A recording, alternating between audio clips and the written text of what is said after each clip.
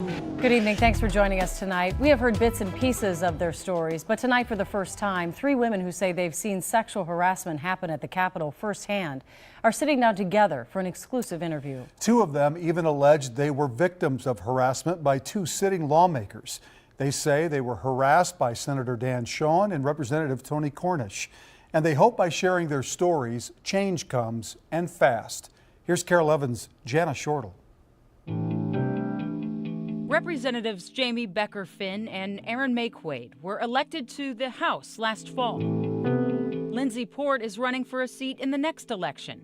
All 3 of them, as women in Minnesota politics, say they know a main rule of this House. Shortly after I was elected, I was warned by more than one person separately to stay away from certain people. When you were warned, what did you think of that? It was kind of an eye-opener, just to the reality of what working at the Capitol is.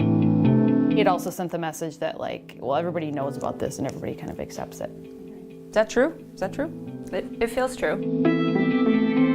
That's what those rules are, right? It's about managing the feelings of the harassers. Instead of confronting them and having them have consequences, we just conform our lives around their behavior. And that is just exhausting. And quite frankly, again, we don't have time to keep doing that. In the past week, Maye Quade and Port have made their harassment claims public.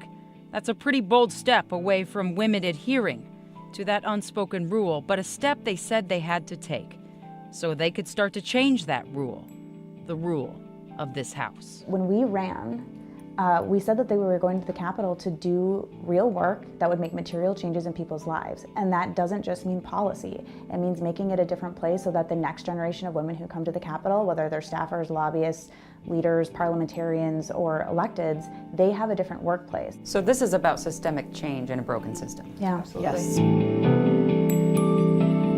The generation that came before us broke into male-dominated fields, journalism, politics, sports, medicine. And so they had to do that work just to be allowed in the room.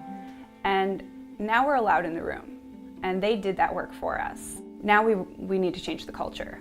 If we don't stand up and say enough, Who will? who will? And they aren't just talking, they are acting. All 3 have called on the governor to immediately create a task force on sexual harassment specific to the Capitol environment. They want people outside of partisan pandering to create a system that holds sexual harassers to the fire. Once you start holding people accountable, that, you know, the folks who maybe haven't come forward yet, it sends a message that the behavior is, you can't do this anymore. Jana Shortle, Carol 11 News.